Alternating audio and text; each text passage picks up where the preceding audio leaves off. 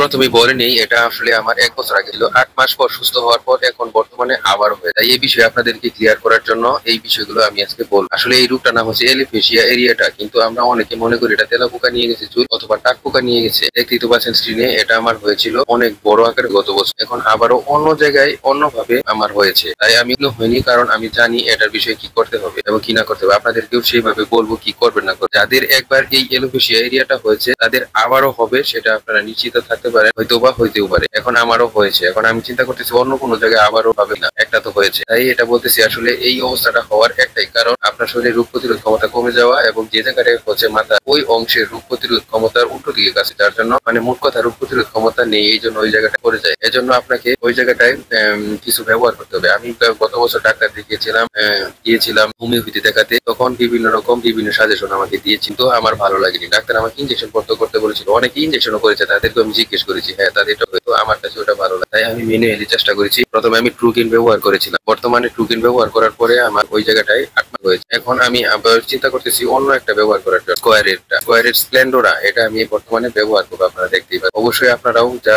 মন চায়, মূল কথা মিনোক্সিডিল গ্রুপের যে কোনো একটা ঔষধ আপনারা ব্যবহার করতে পারেন। এই জন্য আপনাদের এটা সাজেশন থাকবে। আরো কোনো প্রশ্ন থাকলে অবশ্যই কমেন্ট করবেন, আমি কমেন্টের উত্তর দেওয়ার চেষ্টা করবো। আর এটা নিয়ে উদ্বিগ্ন হওয়া যাবে না, এটা মূল কথা, এটা একটা উপায় এবং সুস্থতা। অবশ্যই এটা উদ্বিগ্ন হয় বেশি মহিলা আপুরা, কারণ তাদেরকে মানে সমাজে চলতে হয়, ফিরতে হয়, কারণ সমাজের মানুষগুলো অনেক খারাপ। কারণ একটা দিক থেকে এটা সবসময় তার পাপের উপর নির্ভর করে, কিন্তু তার পাপের কথাটা করে যদি কোনো থাকে অবশ্যই প্রশ্ন করবেন। ভালো থাকবেন, আল্লাহ।